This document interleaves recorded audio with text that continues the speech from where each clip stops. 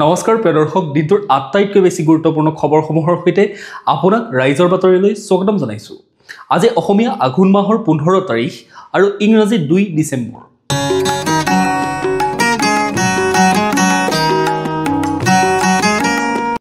এতিয়া প্ৰথমে আহিছোঁ আমি আঞ্চলিক খবৰসমূহৰ মাজলৈ।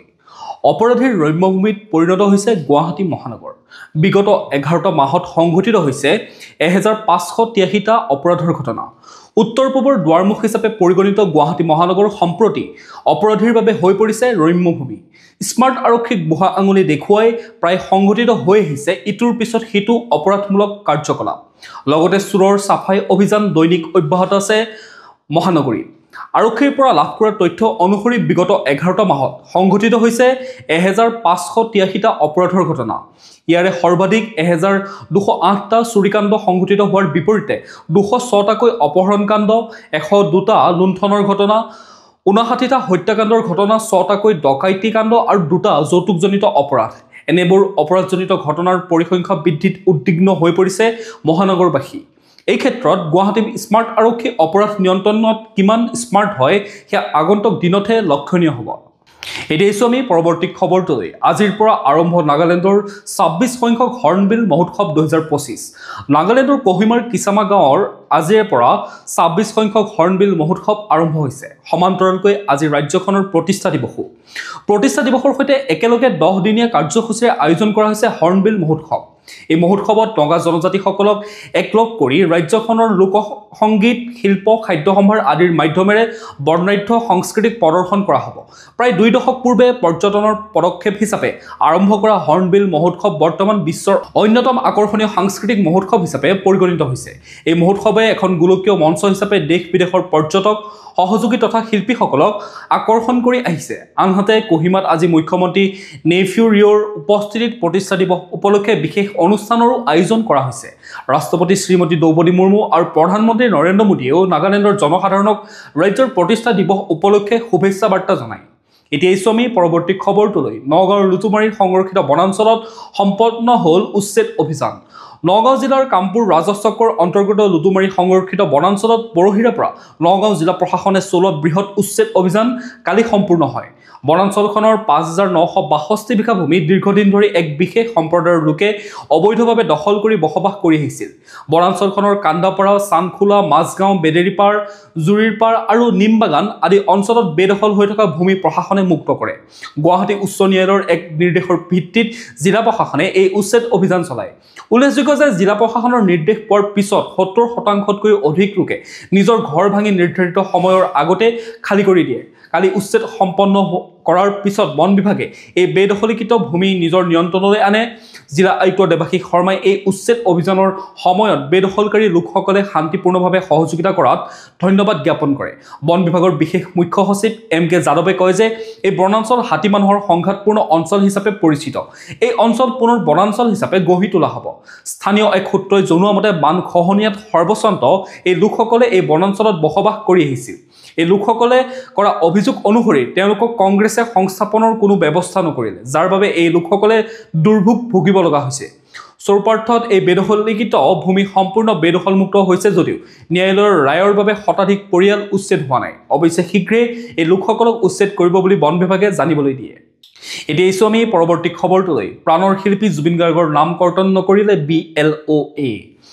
অসম বিধানসভা নিৰ্বাচন সমাগত। তাকে লৈ ৰাজ্যজুৰি আৰম্ভ হৈছে ভোটাৰ তালিকা বিশেষ সংশোধনী প্ৰক্ৰিয়া। সেই উপলক্ষে প্ৰাণৰ শিল্পী জুবিন গাৰ্গৰ বাসগৃহতো উপস্থিত হয় BLOসকল।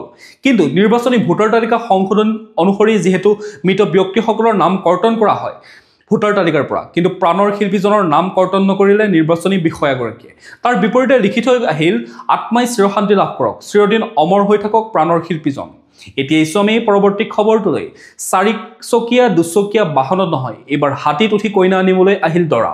জাক জমকতা এৰি প্ৰাচীন পথাৰে যাত্ৰা বৰযাত্ৰীৰ। এফালে আঘোণৰ সোণালী লখিমী ঘৰ চপোৱাৰ সময়, আনফালে ঘৰৰ লখিমীক আদৰি সংসাৰ পতাৰ বতৰ।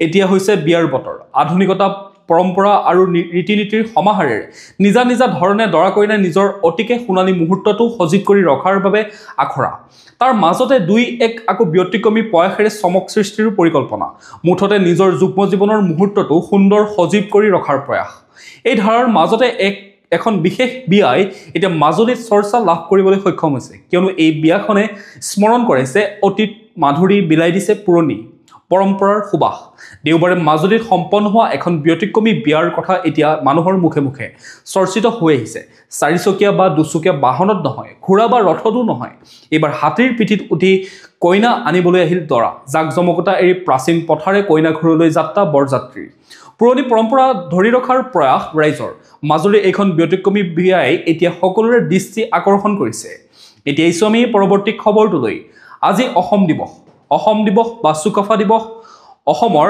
আহোম ৰাজবংশৰ প্ৰথম স্বৰ্গদেউ চাওলুং চুকাফাৰ স্মৃতিত প্ৰতি বছৰে অসমত পালন কৰা এটা দিৱস 1228 চনৰ এই দিনটোতে তেখেতৰ লগতে আহোমসকল সৌমাৰত উপস্থিত হৈ আহোম ৰাজ্য বা মুংডুং চুংখাম স্থাপন কৰিছিল সমগ্ৰ অসমবাসীয়ে 1987 চনৰ পৰা অসম দিৱস হিচাপে পালন কৰি আহিছে 1228 চনৰ 2 ডিচেম্বৰ অৰ্থাৎ 16 আঘোণ তাৰিখে চাওলুং চুকাফাই পাটকাই পৰ্বত পাৰ হৈ সৌমাৰ খণ্ডত ভৰি থোৱা ঐতিহাসিক দিনটোক চিৰস্মৰণীয় কৰি ৰখাৰ মানসেৰে চৌখোৱা অঞ্চলৰ ভীমকান্ত বুঢ়াগোহাঁই নামৰ এজন ব্যক্তিয়ে 1972 চনত আৰম্ভ কৰা এক প্ৰচেষ্টাৰ ফলত এই দিৱসৰ আৰম্ভণি ঘটে চীনৰ ইউনান প্ৰদেশৰ মাওলুং ৰাজ্যৰ টাই আহোম ফৈদৰ ৰাজকোঁৱৰ চাওলুং চুকাফাই 1215 চনত 8জন ডাঙৰীয়া আৰু বিষয়া 9000 জন পুৰুষ তিৰোতা ল'ৰা ছোৱালী 2টা হাতী আৰু 300টা ঘোঁৰা লগত লৈ ব্ৰহ্মপুত্ৰ উপত্যকালৈ যাত্ৰা কৰিছিল আৰু প্ৰায় 13 বছৰ পাটকাই আশে-পাশে অনাই বনাই ঘূৰি থকাৰ পাছত অৱশেষত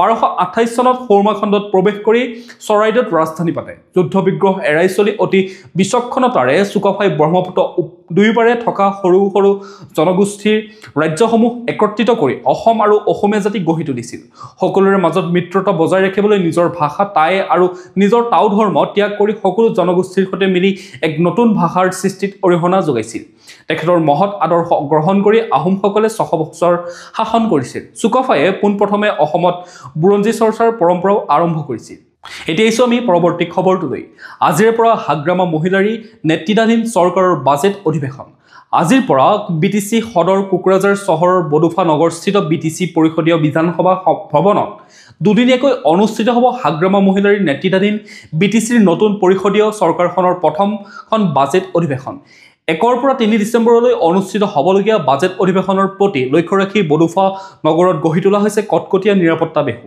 কেইবাটাও স্থানত স্থাপন কৰা হৈছে কেইবাতৰপীয়া বেৰিকেড বিশেষকৈ যোৱা 29 নৱেম্বৰত সংঘটিত বিটিসি সচিবালয়ৰ কাণ্ডৰ প্ৰতি লক্ষ্য ৰাখি আৰু সম্ভাৱ্য পৰিস্থিতিৰ প্ৰতি নজৰ দি CRPF কমাণ্ডো বাহিনীৰ লগতে অসম আৰক্ষীক সুৰক্ষা কাৰ্যত নিয়োগ কৰি যিকোনো ধৰণৰ পৰিস্থিতিৰ সৈতে মোকাবিলা কৰিবৰ বাবে সক্ষম কৰি ৰখা পৰিলক্ষিত হৈছে এতিয়া এইছো আমি পৰৱৰ্তী খবৰটোলৈ আৰক্ষীক প্ৰহাৰৰ অভিযোগত আটক কটন বিশ্ববিদ্যালয়ৰ ছাত্ৰ একতা সভাৰ সভাপতি কৰ্তব্যৰত আৰক্ষীক প্ৰহাৰ কৰাৰ অভিযোগত আটক কটন বিশ্ববিদ্যালয়ৰ ছাত্ৰ একতা সভাৰ সভাপতি দীপশেখৰ কলিতাক দেওবাৰে এখন দোকানত চাহ খাই থকা অৱস্থাতে পাণবজাৰ আৰক্ষীয়ে আটক কৰে ছাত্ৰ নেতাজনক উল্লেখযোগ্য যে 3 দিন পূৰ্বে কলেজ ৰোডত সংঘটিত হৈছিল এক মাৰপিটৰ ঘটনা এই ঘটনাত ছাত্ৰ নেতাজনে কৰ্তব্যৰত আৰক্ষীক প্ৰহাৰ কৰাৰ অভিযোগ উত্থাপিত হৈছিল আনকি নেতাজনৰ বিৰুদ্ধে পাণবজাৰ আৰক্ষী থানাত ৰুজু হৈছিল এক গোচৰো এতিয়া এইছো আমি পৰৱৰ্তী খবৰটোলৈ অসমৰ মানচিত্ৰত শীঘ্ৰে অন্তৰ্ভুক্ত হ'ব এখন আটকধুনীয়া ক্ৰিকেট ষ্টেডিয়াম অসমৰ অন্যতম পাহাৰীয়া জিলা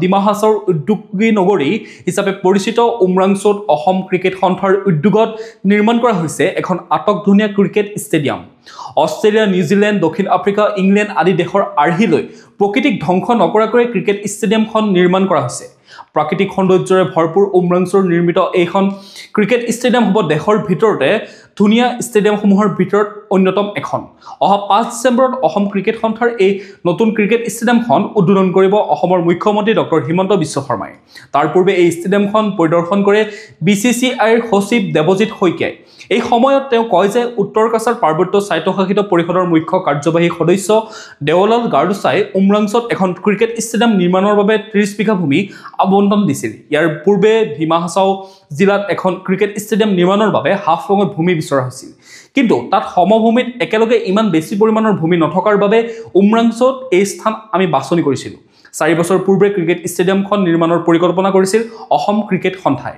এতিয়া আহিছোঁ আমি পৰৱৰ্তী খবৰটোলৈ। জনজাতিকৰণ প্ৰসংগত বিধানসভাত দাখিল কৰা প্ৰতিবেদন এক প্ৰহসনহে মাথো। লুৰিণজ্যোতি গগৈ অভিযোগ। অসমৰ 6 জনগোষ্ঠীৰ দল সংগঠন আৰু ৰাইজে দীৰ্ঘদিনৰ পৰা জনজাতিকৰণৰ দাবী উত্থাপন কৰি আহিছে। অৱশেষত যোৱা শনিবাৰে অসম বিধানসভাৰ অধিৱেশনত দাখিল কৰা হ'ল জনজাতিকৰণ সম্পৰ্কীয় প্ৰতিবেদনখন।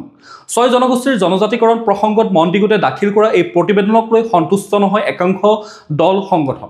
অসম চৰকাৰৰ এই প্ৰতিবেদনক লৈ প্ৰতিক্ৰিয়া প্ৰকাশ কৰিছে অসম জাতীয় পৰিষদৰ সভাপতি লুৰিণজ্যোতি গগৈয়ে।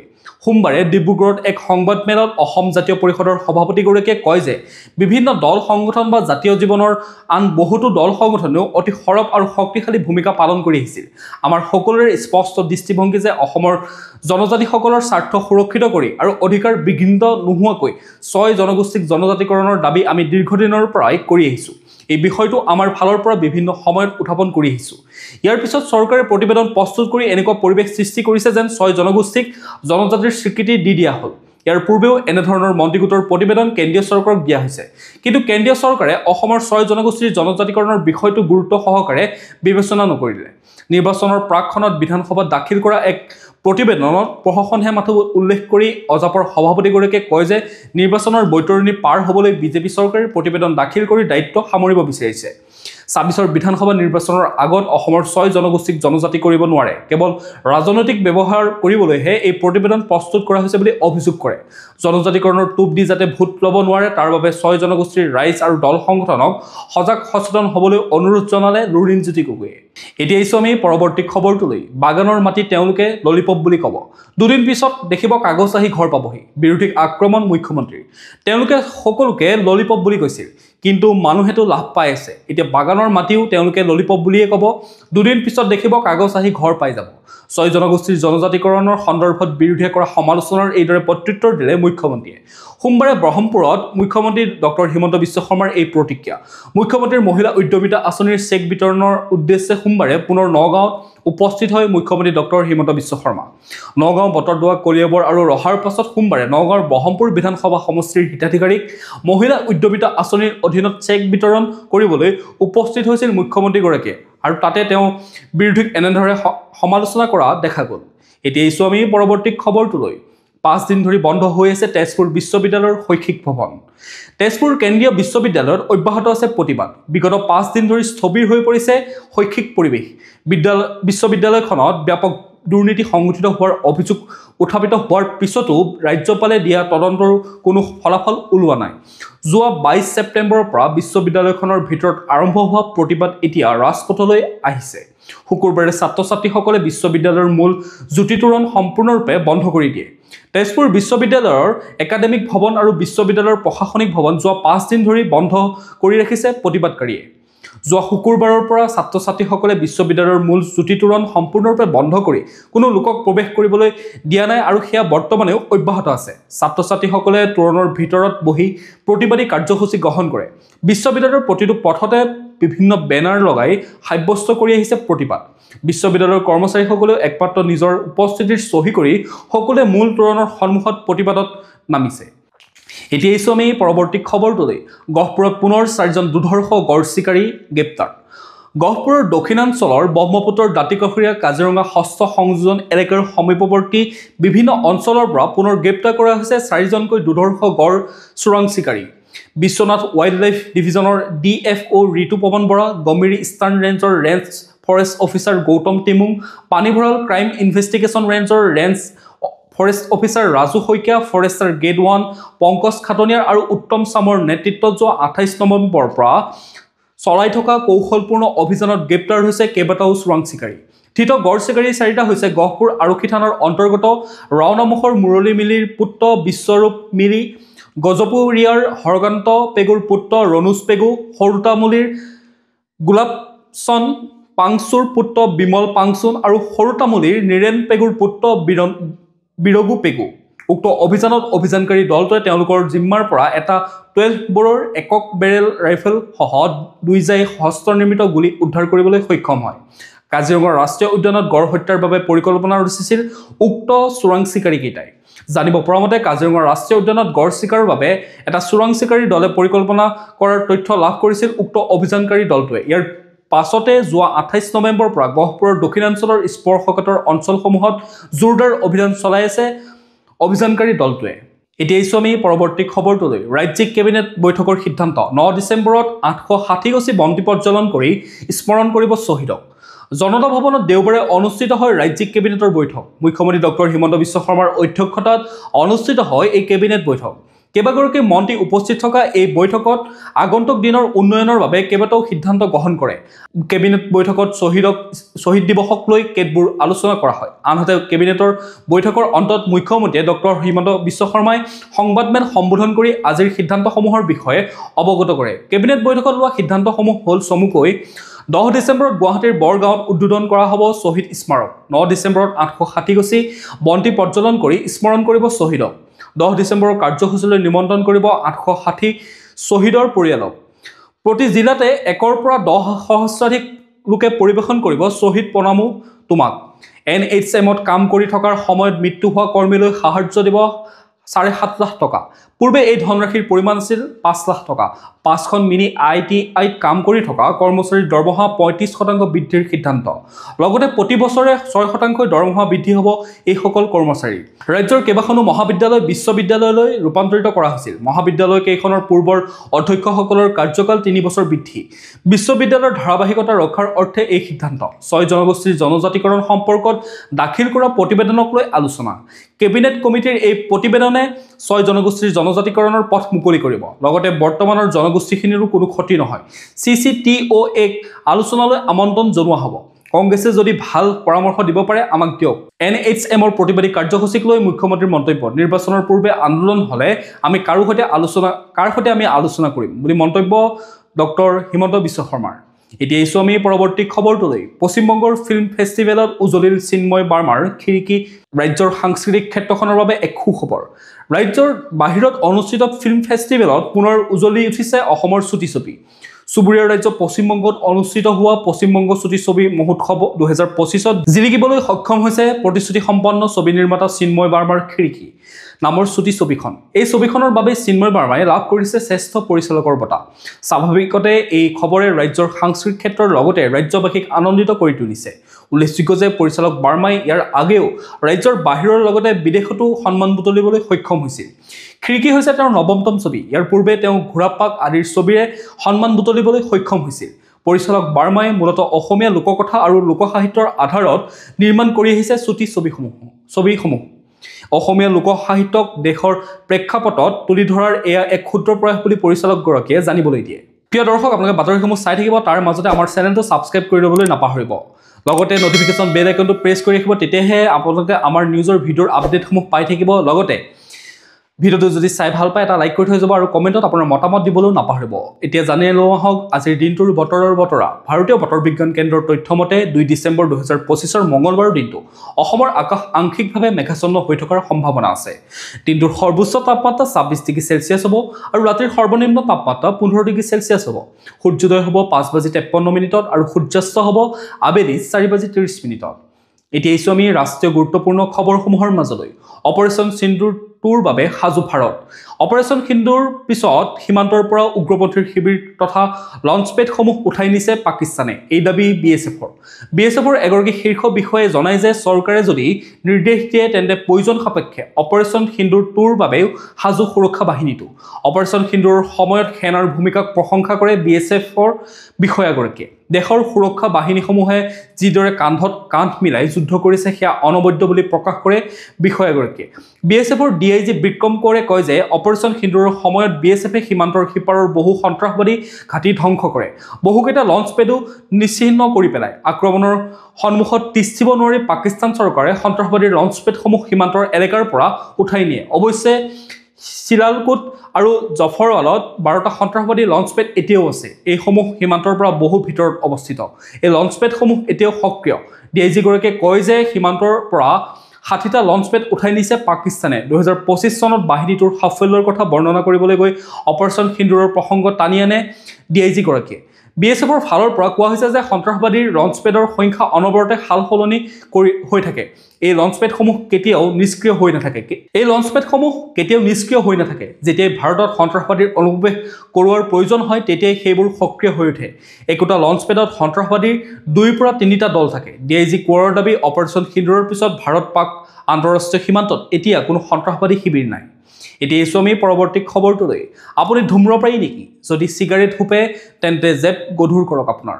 আপুনিও চিগাৰেট হুপে নেকি? যদি আপুনি ধূম্ৰপায়ী তেন্তে আপোনাৰ খৰচ বাঢ়িল। সোমবাৰে লোকসভাত উত্থাপন কৰা হ'ল ধঁপাত আৰু ধঁপাতজাতীয় সামগ্ৰীৰ ওপৰত আবকাৰী শুল্ক আৰোপ সম্পৰ্কীয় দুখনকৈ বিধেয়ক। লগতে পান মছলা নিৰ্মাণৰ ক্ষেত্ৰত নতুন চেছ উত্থাপনৰো বিধেয়ক উত্থাপন কৰা হয়। কেন্দ্ৰীয় আবকাৰী সংশোধনী বিধেয়কখনে GST ক্ষতিপূৰণ চেছৰ ঠাই ল'ব, যিটো বৰ্তমান চিগাৰেট, ধঁপাত, চিগাৰ, হুকা, জৰ্দা আৰু সুগন্ধি ধঁপাত আদিৰ ওপৰত আৰোপিত হৈ আছে। সংসদত আজি বিধেয়কখন উত্থাপন কৰি বিত্তমন্ত্ৰী নিৰ্মলা সীতাৰমণে GST ক্ষতিপূৰণৰ চেছ শেষ হ'লে ধঁপাত আৰু ধঁপাতজাতীয় সামগ্ৰীৰ ওপৰত কেন্দ্ৰীয় আবকাৰী শুল্কৰ হাৰ বৃদ্ধিৰ বাবে চৰকাৰক বিত্তীয় স্থান দিয়াৰ বিষয়ে দোহাৰে। এতিয়া এইছো আমি খেল জগতৰ খবৰসমূহৰ মাজলৈ। ভাৰতীয় ফুটবলত 3গৰাকী অসমীয়া। অসমবাসীৰ বাবে এক সুখবৰ। ভাৰতীয় 17 বছৰ অনূৰ্ধ্ব ফুটবল দলত 3জন অসমীয়া। 2026ত অনুষ্ঠিত হ'ব লগা AFC 17 বছৰ অনূৰ্ধ্ব এছিয়ান কাপত প্ৰতিনিধিত্ব কৰিব এই 3গৰাকী অসমীয়া খেলুৱৈ।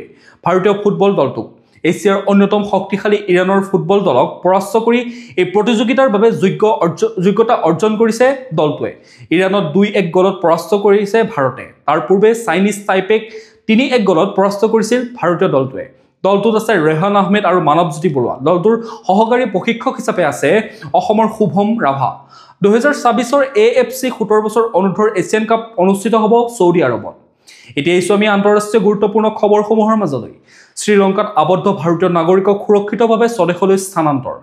ঘূৰ্ণীবতাহ দিত্তাহৰ ফলত শ্ৰীলংকাত অভাৱনীয় পৰিস্থিতিৰ সৃষ্টি হৈছে। ধুমুহা, বৰষুণ আৰু ভূমিস্খলনৰ ফলত দ্বীপৰাষ্ট্ৰখনত যোগাযোগ ব্যৱস্থা ব্যাহত হৈ পৰিছে। এনে পৰিস্থিতিত ভাৰতীয় পৰ্যটক তথা নাগৰিকসকলক স্বদেশলৈ ঘূৰাই অনাৰ চেষ্টা অব্যাহত ৰাখিছে ভাৰত চৰকাৰে। তাৰ অংশ হিচাপে শ্ৰীলংকাত আবদ্ধ হৈ থকা 200ৰো অধিক ভাৰতীয় নাগৰিকক দেওবাৰে ভাৰতীয় বায়ুসেনাই কেৰালাৰ তিৰুৱনন্তপুৰম বিমানবন্দৰলৈ স্থানান্তৰিত কৰে। প্ৰতিৰক্ষা বিভাগৰ মুখপাত্ৰই এই কথা অৱগত কৰে। মুখপাত্ৰজনে জনোৱা অনুসৰি কলম্বোৰ পৰা তিৰুৱনন্তপুৰমলৈ বায়ুসেনাৰ বিমান নিশা 7:30 ভিতৰত উপস্থিত হয়। এক প্ৰেছ বিজ্ঞপ্তিত কোৱা হৈছে যে C-130J বিমানত নিশা 11 বজাৰ ভিতৰত আৰু 135 গৰাকী লোকে অৱতৰণ কৰাৰ সম্ভাৱনা আছে। প্ৰতিৰক্ষা মুখপাত্ৰগৰাকীৰ মতে দ্বীপৰাষ্ট্ৰখনলৈ উদ্ধাৰকাৰী দল NDRFৰ দল প্ৰেৰণৰ বাবে ব্যৱহাৰ কৰা IAF IL-76 আৰু C-130J হেভি লিফ্ট কেৰিয়াৰসমূহ আবদ্ধ যাত্ৰীসকলক স্থানান্তৰৰ কাৰণে ব্যৱহাৰ কৰা হৈছে। প্ৰিয় দৰ্শক, আজিৰ দিনটোৰ গুৰুত্বপূৰ্ণ খবৰসমূহ আছিল ইমানেই। আপোনালোকে যদি এতিয়াও আমাৰ চেনেলটো ছাবস্ক্ৰাইব কৰিবলৈ পাহৰি গৈছে, অনুগ্ৰহ কৰি চেনেলটো ছাবস্ক্ৰাইব কৰি লওক। লগতে নটিফিকেশ্যন বেল আইকনটো প্ৰেছ কৰি ৰাখক যাতে প্ৰতিদিনে আপোনালোকে আমাৰ নিউজৰ ভিডিঅ'ৰ আপডেটসমূহ পাই থাকে। লগতে ভিডিঅ'টো যদি চাই ভাল পালে এটা লাইক কৰি থৈ যাব আৰু কমেণ্টত আপোনাৰ মতামত দিবলৈও নাপাহৰিব। কাইলৈ পুনৰ একে সময়তে লগ পোৱাৰ প্ৰতিশ্ৰুতিৰে আপোনাক বহুত বহুত ধন্যবাদ জ্ঞাপন কৰিছোঁ।